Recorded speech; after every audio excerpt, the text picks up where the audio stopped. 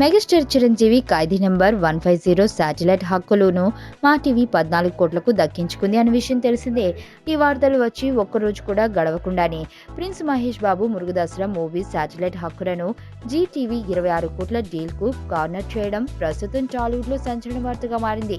దీపావళి రోజు ఈ cinema trailer మరియు టైటిల్ బయటకు వస్తాయి అని మహేష్ అభిమానులు అంతా ఎదురుచూస్తుంటే టైటిల్ కూడా ఇంకా ప్రకటింపబడని ఈ 100 కోట్ల భారీ బడ్జెట్ సినిమాను జీటీవీ 26 కోట్లకు ముందుగానే కొనడం మహేష్ స్టామినాని చూపిస్తోంది అంటూ కామెంట్స్ వినిపిస్తున్నాయి. ఇప్పటికే ఈ సినిమా పేరును ఏజెంట్ శివగా నిర్ణయించారు అని వార్తలు వస్తున్న నేపథ్యంలో మహేష్ అభిమానులు కొందరు ఏజెంట్ శివ ఫ్యాన్ మేడ్ పోస్టర్లను తయారు చేసి ఇప్పటికే సోషల్ మీడియాలో హడావిడి చేస్తున్నారు. ఫిలిం నగర్లో వినబడుతున్న వార్తల ప్రకారం జీటీవీ కుదుర్చుకున్న 26 కోట్ల డీల్లో 21 కోట్లు తెలుగు, తమిళం శాటిలైట్ రైట్స్ కు సంబంధించింది కాగా మరో 5 కోట్లు ఈ సినిమాను హిందీ డబ్బింగ్ శాటిలైట్ రైట్స్ కింద తీసుకుంటున్నట్లు వార్తలు వస్తున్నాయి.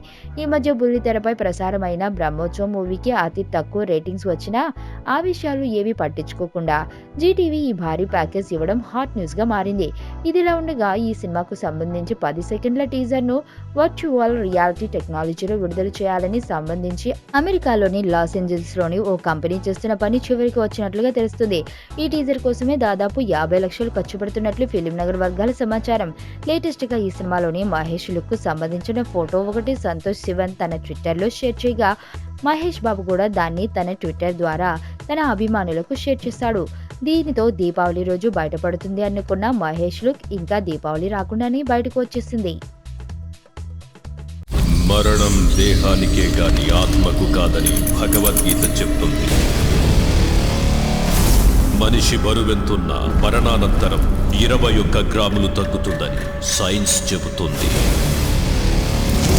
అంటే ఆ 21 గ్రామ్స్ బరువు